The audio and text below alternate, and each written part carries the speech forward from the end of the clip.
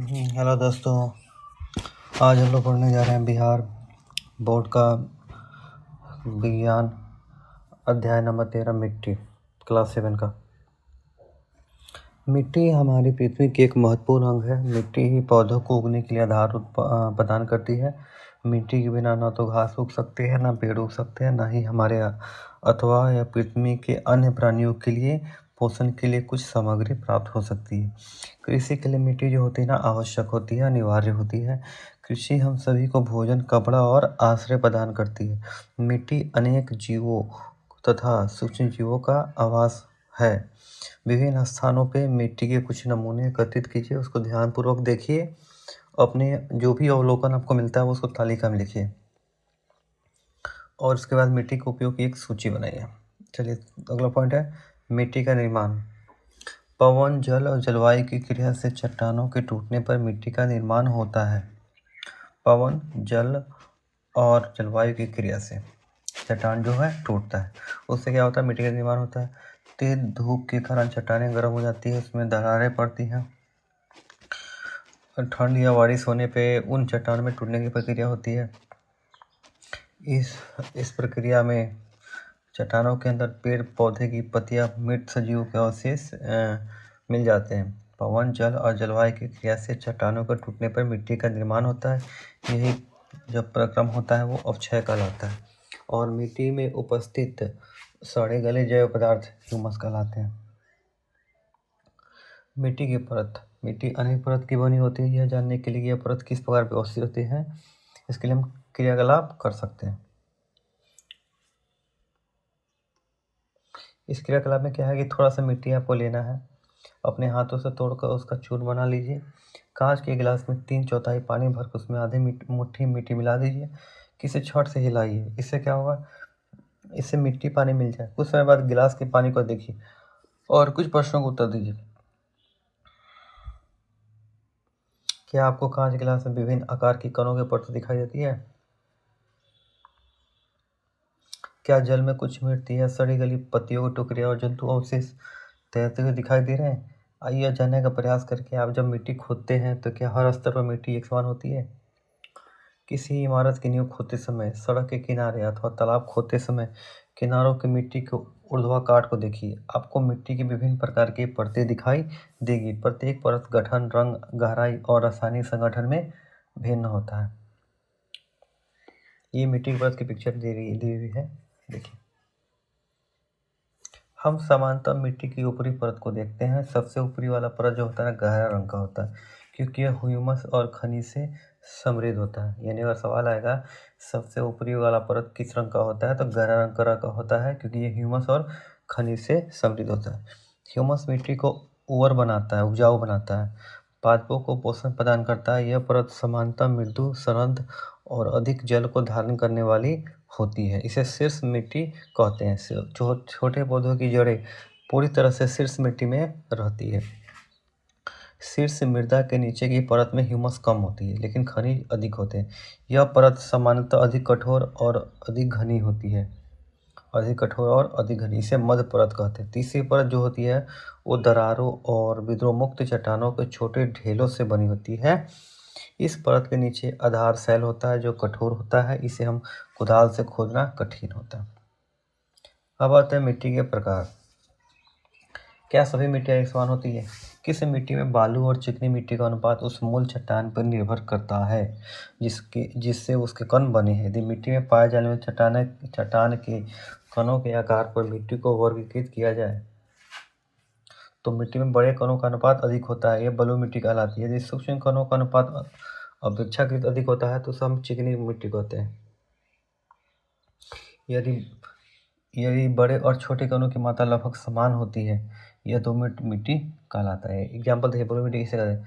यदि बड़े कण, जो मिट्टी में बड़ा कण होता है उसका अनुपात अगर अधिक होगा बड़ा कण का, तो वो बलुई मिट्टी होगा। यदि सूक्ष्म कणों का अनुपात जो है ना अपेक्षा अधिक होगा, इसे हम चिकनी मिट्टी कहेंगे। और तीसरा, बड़ा और छोटे कणों की मात्रा लगभग बराबर हो वो दोमट मिट्टी होती है। सूक्ष्म हुआ तो चिकनी मिट्टी, बड़ा हुआ तो बलुई मिट्टी, और बराबर मात्रा में हुआ बड़ा और छोटा कण तो दोमट मिट्टी। मिट्टी के कणों का आकार उसके गुणों पर बहुत महत्वपूर्ण प्रभाव होता है। बालू के कण अपेक्षाकृत बड़े होते हैं, वे आसानी से एक दूसरे से नहीं जुड़ पाते हैं और इनके बीच काफ़ी रिक्त स्थान होता है। ये स्थान जो होता है ना, वायु से भरे होते हैं। बालू के कणों के बीच के स्थान में से जल की निकासी तेजी से होती है। बलुई मिट्टी हल्की और स्वातित और शुष्क होती है। चिकनी मिट्टी के जो कण होते हैं ना, उस छोटे होने के कारण परस्पर जुड़े रहते हैं। इनके बीच रिक्त स्थान बहुत कम होता है। बलुई मिट्टी के विपरीत इनके कणों के बीच शुष्क स्थान में जल रुक जाता है। चिकनी मिट्टी में वायु कम होती है, लेकिन यह भारी होता है क्योंकि इसमें बलुई मिट्टी की अपेक्षा अधिक जल रहता है। पादप को उगाने के लिए सबसे अच्छी मिट्टी दोमट होती है। दोमट मिट्टी में ह्यूमस होती है। इस प्रकार की मिट्टी में पादपों की वृद्धि के लिए उचित मात्रा में जल धारण क्षमता होती है। क्या सभी प्रकार की मिट्टियों से खिलौने, बर्तन और मूर्तियाँ बनाए जा सकते हैं? इसको पता करने के लिए आप क्रियाकलाप भी कर सकते हैं। तो ये क्रियाकलाप करने का दिया है, देख लीजिए एक बार।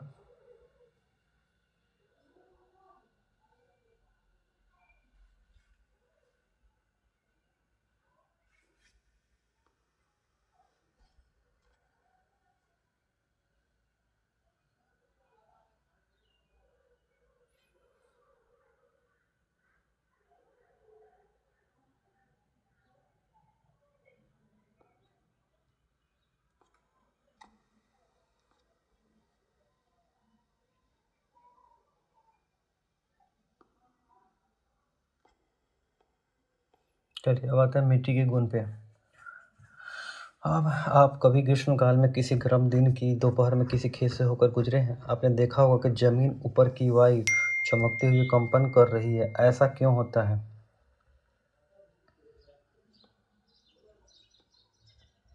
गर्म दिनों में मिट्टी से जल के वाष्पन के कारण ऊपर उठती जलवाष्प वायु को अपेक्षाकृत सघन बना देती है। इससे सूर्य के प्रकाश के अपवर्तन के कारण मिट्टी के ऊपर की वायु जो होती है ना, हमें कंपन करती हुई दिखाई देती है, मतलब चमकीला दिखाई पड़ती है।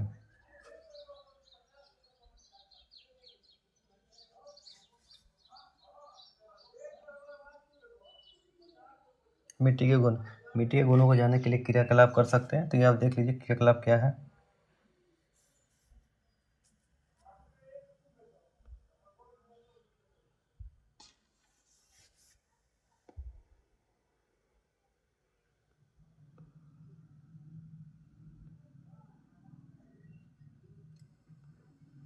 मिट्टी द्वारा जल का अवशोषण।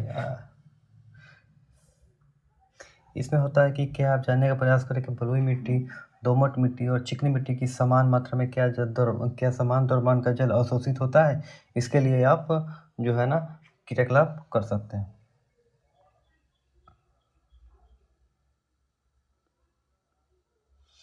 देखिए, तो इस क्रियाकलाप को आपने दोहराया है, पता लगाया कि क्या सभी प्रकार की मिट्टी में पानी सोखने की मात्रा समान है।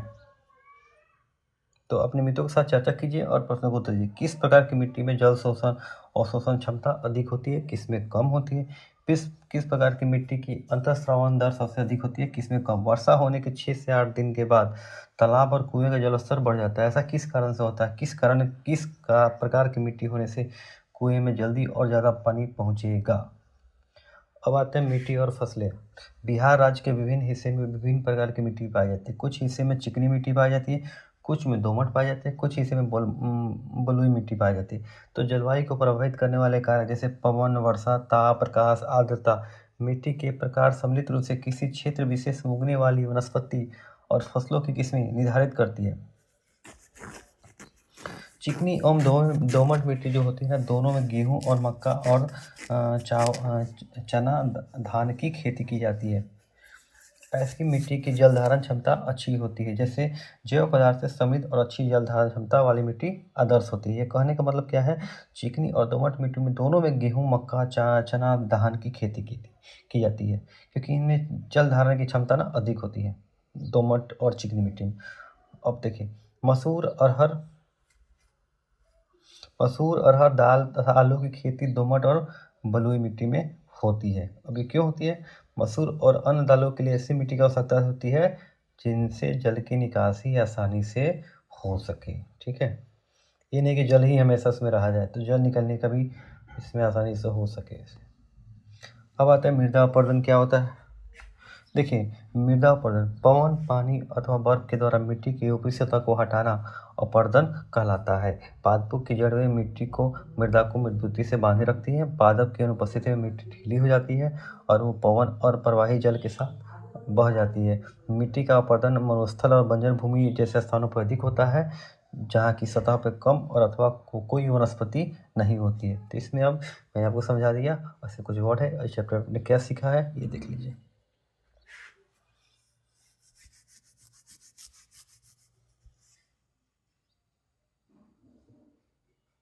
चिकनी मिट्टी का उपयोग जो होता है ना, बर्तन, खिलौने, मूर्तियों को बनाने के लिए किया जाता है। ये कुछ क्वेश्चन है, देख लीजिए।